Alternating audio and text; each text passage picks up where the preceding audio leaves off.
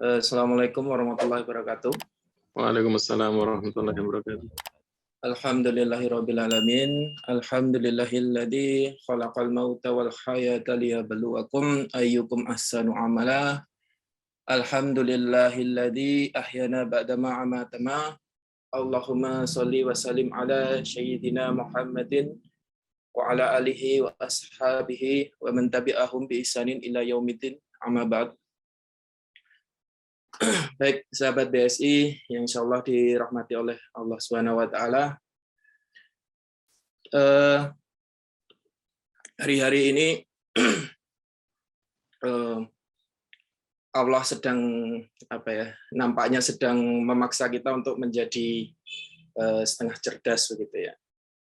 Kenapa setengah cerdas? Karena setengah cerdasnya nanti adalah kemudian pilihan kita untuk merespon dari apa yang Allah tampakkan di hari-hari ini. Dari sahabat Ibnu Umar, beliau pernah bersama Rasulullah Shallallahu Alaihi Wasallam. Lalu kemudian ada seorang Ansor begitu yang datang dan bertanya kepada Rasulullah, wahai Rasulullah, mukmin manakah yang paling cerdas begitu? Kemudian Rasulullah bersabda, yang paling banyak mengingat kematian dan yang paling baik dalam mempersiapkan diri untuk alam berikutnya begitu ya. Jadi kalau hari-hari ini Allah dengan adanya pandemi ini begitu ya,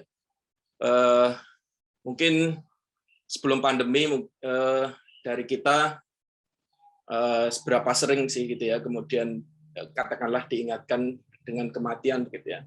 Mungkin kalau yang tinggal di desa begitu yang kemudian tidak ada polemik dengan toa digunakan untuk mengumumkan berita lelayu begitu ya. Mungkin kalau saya di Kulon Progo itu setidaknya begitu dalam sebulan itu mungkin ya 1 sampai 2 kali begitu. Tapi dengan datangnya pandemi ini hampir tiap hari begitu. Kemudian kita dipaksa untuk menerima kabar-kabar kematian gitu ya. Baik itu dari teman, saudara, mungkin temannya teman, saudaranya teman, temannya saudara dan sebagainya begitu. Mungkin dengan dari status dan sebagainya, mungkin tiap hari ada saja begitu datang kabar kematian itu kepada kita. Nah, ada yang kemudian menarik bagi saya begitu ya ketika apalagi di era media sosial saat ini begitu. Saya mencoba untuk memperhatikan gitu testimoni dari orang-orang terdekat maupun yang kemudian pernah kenal dengan seseorang yang meninggal gitu ya. Hampir saya lihat begitu ya, mayoritas testimoninya adalah membicarakan tentang kebaikan orang tersebut atau kemudian apa ya istilahnya, peran, manfaat, apapun yang kemudian amal soleh yang pernah dilakukan yang bersangkutan selama semasa hidupnya begitu ya. Jarang kemudian saya mendapati misalkan testimoni yang mengatakan, wah itu yang mobilnya 4 atau kemudian rumahnya mewah atau sawahnya berpuluh-puluh begitu ya. Jarang kemudian testimoni itu muncul. Yang dibicarakan adalah cerita kebaikan. Seenggaknya itu kemudian membuat saya pada khususnya begitu, dan semoga ini nanti juga kepada teman-teman pada umumnya, sepertinya kita perlu mendefinisikan lagi begitu apa yang kita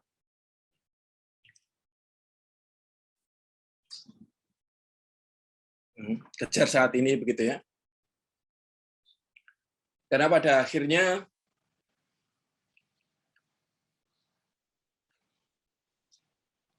hidup ini kan akhirnya tinggal apa istilahnya ya, cerita begitu apa yang nanti akan kita tinggalkan. Kemarin begitu ya, ketika saya sempat apa istilahnya bertukar kabar gitu ya, karena ada salah satu sahabat dulu di Jakarta itu meninggal juga karena COVID. Dan saya berkabar ke teman yang lain, teman itu kemudian di satu statementnya itu menyampaikan bahwa selanjutnya mungkin giliran kita kali ya gitu.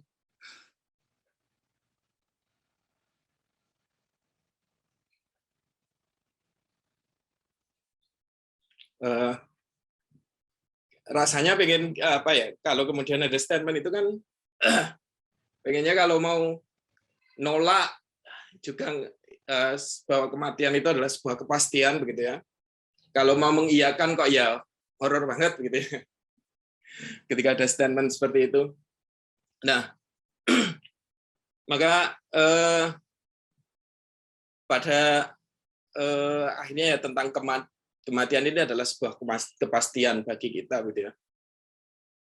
Soal kemudian bagaimana mempersiapkan kematian itu, itulah yang kemudian menjadi pilihan kita saat ini.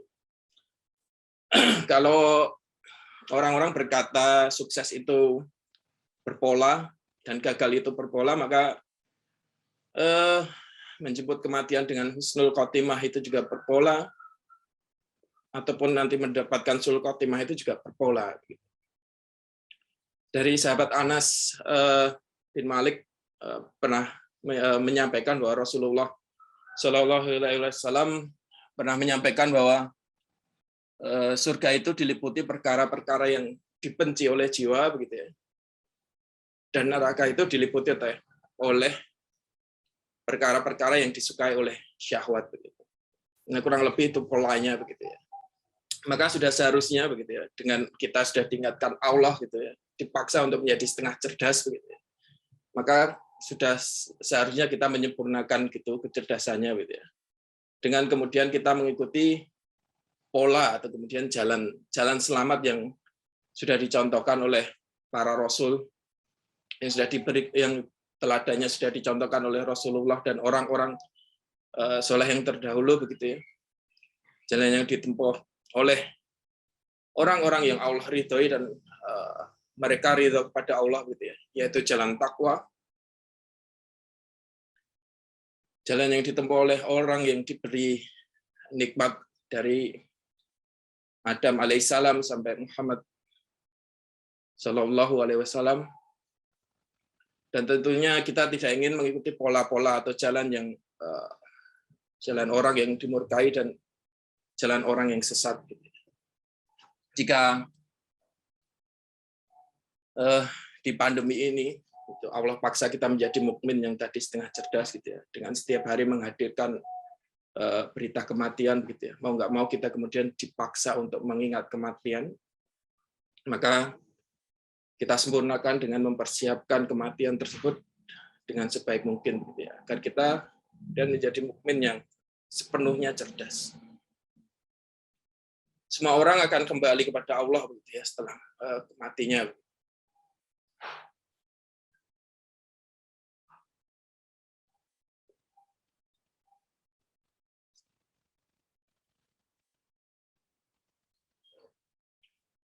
Tapi berbahagialah mereka yang telah melangkah menuju Allah di sepanjang hidupnya, begitu ya. Semoga Allah memberikan akhir yang baik untuk kita, begitu ya, dan memberikan kesempatan kita untuk taubat dan nasuha sebelum maut kita, begitu. Akhiru dawana alhamdulillah, mungkin itu yang bisa saya sampaikan. Jika ada salah kata, saya mohon maaf. Assalamualaikum warahmatullahi wabarakatuh.